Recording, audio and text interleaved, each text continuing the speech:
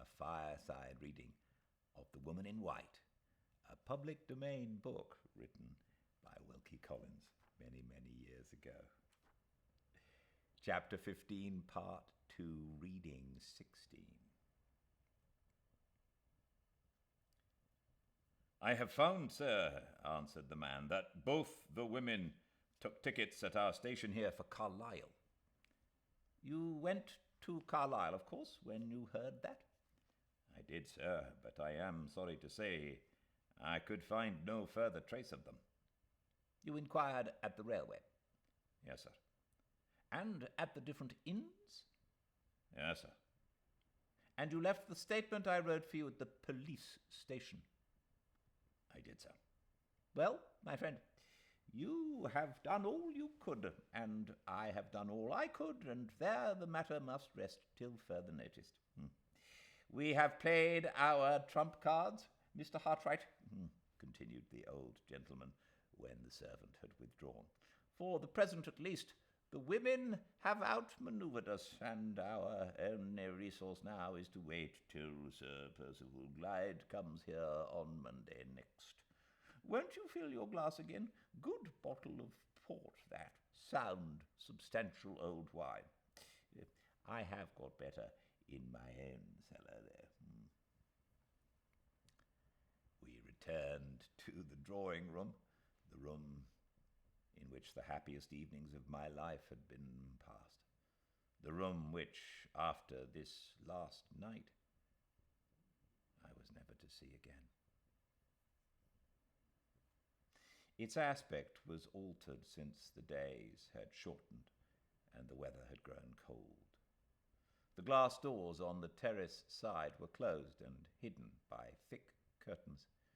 Instead of the soft twilight obscurity in which we used to sit, the bright, radiant glow of lamplight now dazzled my eyes. All was changed, indoors and out. All was changed. Miss Holcombe and Mr. Gilmore sat down together at the card table. Mrs. Vesey took her customary chair. There was no restraint on the disposal of their evening, and I felt the restraint on the disposal of mine all the more painfully from observing it. I saw Miss Fairley lingering near the music stand. The time had been when I might have joined her there. I waited irresolutely. I knew neither where to go nor what to do next. She cast one quick glance at me, took a piece of music suddenly from the stand, and came towards me of her own accord. "Shall I play some of those little melodies of Mozart's which you used to like so much?" she asked, opening the music nervously and looking down at it while she spoke. Before I could thank her, she hastened to the piano. The chair near it, which I had always been accustomed to occupy, stood empty. She struck a few chords, then glanced round at me, then looked back at her music. "Won't you take your old place?" she said, speaking very abruptly and in very low tones. "I may take it on the last night," I answered.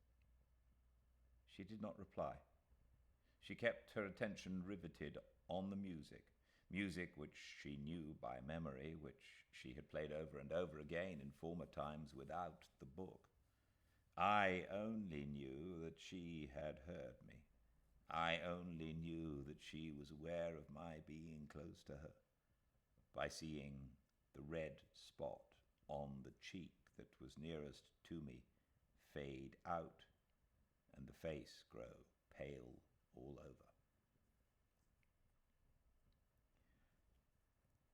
"I am very sorry you are going," she said, her voice almost sinking to a whisper, her eyes looking more and more intently at the music, her fingers flying over the keys of the piano with a strange, feverish energy which I had never noticed in her before. "I shall remember those kind words, Miss Fairley, long after tomorrow has come and gone." The paleness grew whiter on her face, and she turned it farther away from me. "Don't speak of tomorrow," she said. "Let the music speak to us of tonight in a happier language than ours." Her lips trembled. A faint sigh fluttered from them, which she tried vainly to suppress. Her fingers wavered on the piano. She struck a false note, confused herself in trying to set it right, and dropped her hands angrily on her lap. Miss Holcombe and Mr. Gilmore looked up in astonishment from the card table at which they were playing. Even Mrs. Vesey, dozing in her chair, woke at the sudden cessation of the music and inquired what had happened. "You play at whist, Mr. Hartright?" asked Miss Holcombe, with her eyes directed significantly at the place I occupied. I knew what she meant. I knew she was right, and I rose at once to go to the card table. As I left the piano, Miss Fairley turned a page of the music and touched the keys again with a surer hand. "I will play it," she said, striking the notes almost passionately. "I will play it on the last night." "Come, Mrs. Vesey," said Miss Holcombe. "Mr. Gilmore and I are tired of écarté. Come and be Mr. Hartright's partner at whist." The old lawyer smiled satirically. His had been the winning hand, and he had just turned up a king. He evidently attributed Miss Holcombe's abrupt change in the card table arrangements to a lady's inability to play the losing game. The rest of the evening passed without a word or a look from her. She kept her place at the piano, and I kept mine at the card table. She played unintermittingly, played as if the music was her only refuge from herself. Sometimes her fingers touched the notes with a lingering fondness, a soft, plaintive, dying tenderness, unutterably beautiful and mournful to hear. Sometimes they faltered and failed her, or hurried over the instrument mechanically, as if their task was a burden to them. But still, change and waver as they might in the expression they imparted to the music, their resolution to play never faltered. She only rose from the piano when we all rose to say good night. Mrs. Vesey was the nearest to the door and the first to shake hands with me. "I shall not see you again, Mr. Hartright," said the old lady. "I am truly sorry you are going away. You have been very kind and attentive, and an old woman like me feels kindness and attention. I wish you happy, sir. I wish you a kind goodbye." Mr. Gilmore came next. "I hope we shall have a future opportunity of bettering our acquaintance, Mr. Hartright. You quite understand about that little matter of business being safe in my hands." Yes, of course. Bless me, how cold it is. Don't let me keep you at the door. Bon voyage, my dear sir. Bon voyage, as the French say." Miss Holcombe followed. "7:30 tomorrow morning," she said, then added in a whisper, "I have heard and seen more than you think. Your conduct tonight has made me your friend for life." Miss Fairley came last. I could not trust myself to look at her when I took her hand, and when I thought of the next morning. "My departure must be a very early one," I said. "I shall be gone, Miss Fairley, before you—" No, she interposed hastily. "Not before I am out of my room. I shall be down to breakfast with Marian. I am not so ungrateful, not so forgetful of the past 3 months." Her voice failed her. Her hand closed gently round mine, then dropped it suddenly, before I could say good night. She was gone. The end comes fast to meet me, comes inevitably as the light of the last morning came at Limmeridge House. It was barely 7:30 when I went downstairs, but I found them both at the breakfast table waiting for me. In the chill air, in the dim light, in the gloomy morning silence of the house, we three sat down together and tried to eat, tried to talk. The struggle to preserve appearances was hopeless and useless, and I rose to end it. As I held out my hand, as Miss Holcombe, who was nearest to me, took it, Miss Fairley turned away suddenly and hurried from the room. "Better so," said Miss Holcombe when the door had closed. "Better so for you and for her." I waited a moment before I could speak. It was hard to lose her without a parting word or a parting look. I controlled myself. I tried to take leave of Miss Holcombe in fitting terms, but all the farewell words I would fain have spoken dwindled to one sentence. "Have I deserved that you should write to me?" was all I could say. "You have nobly deserved everything that I can do for you, as long as we both live. Whatever the end is, you shall know it." And if I can ever be of help again, at any future time, long after the memory of my presumption and my folly is forgotten, I could add no more. My voice faltered, my eyes moistened in spite of me. She caught me by both hands. She pressed them with the strong, steady grasp of a man. Her dark eyes glittered. Her brown complexion flushed deep. The force and energy of her face glowed and grew beautiful with the pure inner light of her generosity and her pity. "I will trust you. If ever the time comes, I will trust you as my friend and her friend, as my brother and her brother." She stopped, drew me nearer to her, the fearless, noble creature, touched my forehead, sister-like, with her lips, and called me by my Christian name. "God bless you, Walter," she said. "Wait here alone and compose yourself. I had better not stay for both our sakes. I had better see you go from the balcony upstairs." She left the room. I turned away towards the window, where nothing faced me but the lonely autumn landscape. I turned away to master myself before I too left the room in my turn and left it forever. A minute passed.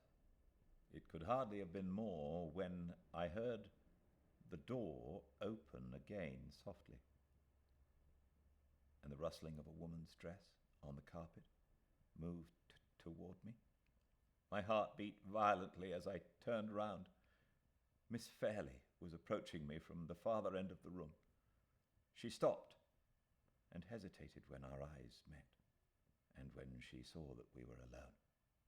Then, with that courage which women lose so often in small emergency, and so seldom in the great, she came on nearer to me, strangely pale and strangely quiet, drawing one hand after her along the table by which she walked, and holding something at her side in the other which was hidden by the folds of her dress.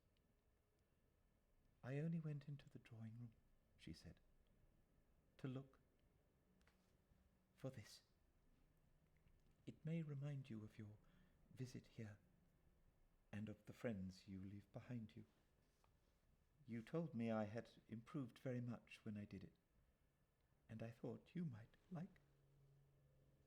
She turned her head away and offered me a little sketch, drawn throughout by her own pencil of the summer house in which we had first met. The paper trembled in her hand as she held it out to me, trembled in mine as I took it from her. I was afraid to say what I felt. I only answered, "It shall never leave me. All my life long, it shall be the treasure that I prize most.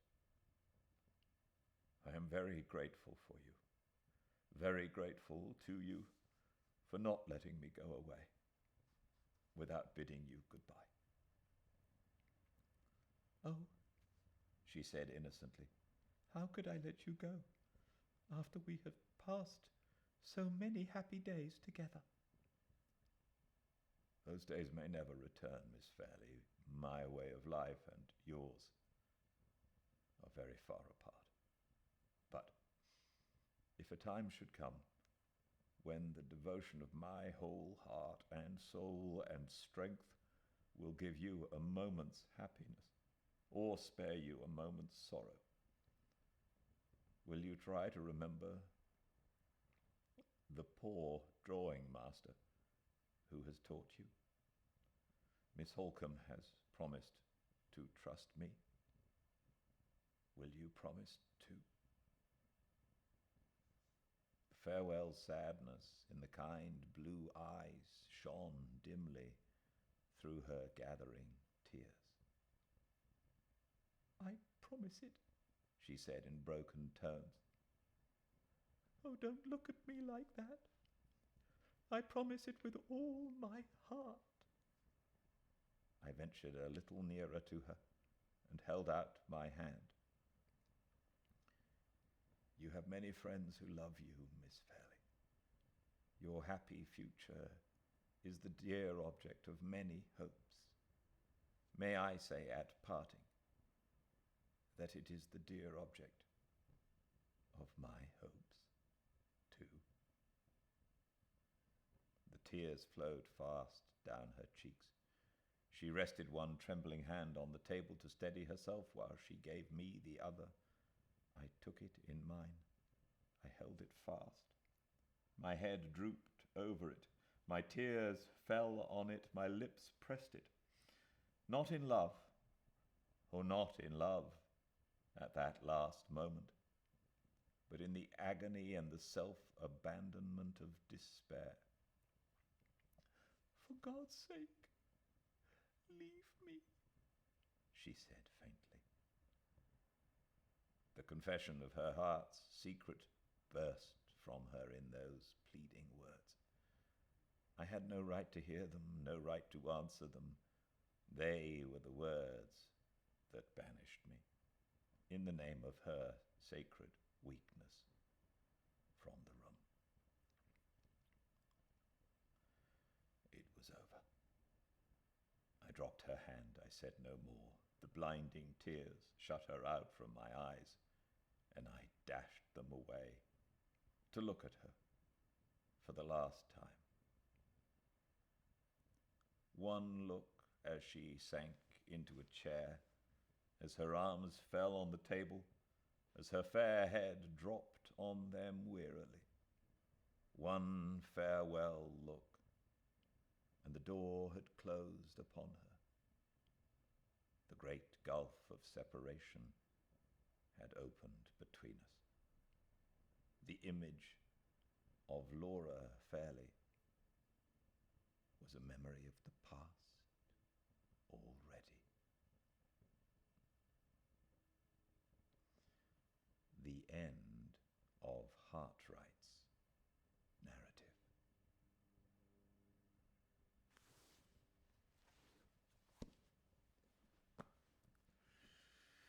Walter, that's his name. I was wondering about that. I've as we remember, when the book started, the first chapter, we were told that this was his narrative, Walter Hartwright's, and that it would change. And the next time we meet, which is going to be tomorrow, we start with somebody else's narrative, Mr. Gilmore's. So until we meet again, I hope you all stay very, very well indeed. I'll see you all tomorrow at 5 Pacific at Fireside Reading on Instagram. Until then,